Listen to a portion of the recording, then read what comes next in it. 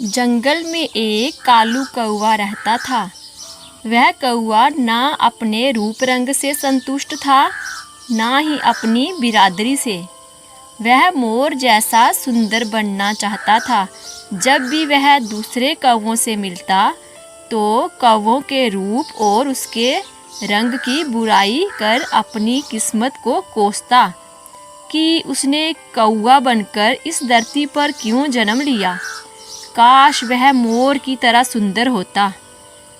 उसके साथी कौवे उसे समझाते कि जैसा रूप रंग मिला है उसके साथ संतुष्ट रहो, पर कालू कौवा किसी की बात नहीं मानता और उनसे लड़ता।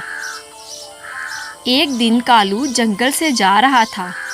उसे एक स्थान पर बिखरे हुए ढेर सारे मोर पंख दिखाई पड़े। उसने सारे पंख उठाकर अपनी पूंछ में बांध लिए और मन ही मन सोचने लगा कि अब मैं मोर बन गया हूँ और मुझे कौवों की बिरादरी छोड़कर मोरों की बिरादरी में शामिल हो जाना चाहिए। वह तुरंत अपने समूह के सरदार के पास गया और अकड़ कर बोला, सरदार, जैसे कि आप देख ही रहे हैं, मैं अब मोर बन गया हूँ, इसलिए आपको बताने आया हूँ कि मैं कौवों की बिरादरी छोड़कर मोरों की बिरादरी में जा रहा हूँ। कौवों का सरदार उसकी गुस्ताखी पर चकित रह गया। वह कुछ नहीं बोला, बस उस कौवे को जाता हुआ देखता रहा।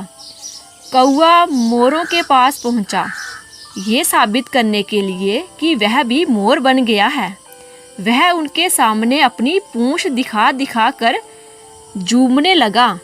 कालू कौवे की सोच थी कि वह मोरों से भी सुंदर दिखाई दे रहा है, इसलिए उसे देखकर मोर उसे अपनी बिरादरी में शामिल होने जरूर बुलाएंगे। मोरों ने जब उसे मोर पंख अपनी पूंछ पर बांधकर घूमते देखा तो उस पर खूब हंसे। फिर उन्होंने सोचा कि आज इस कौवे का मोर बनने का भूत उतारते हैं। उसके बाद उन्होंने मिलकर कौवे की खूब धुलाई की।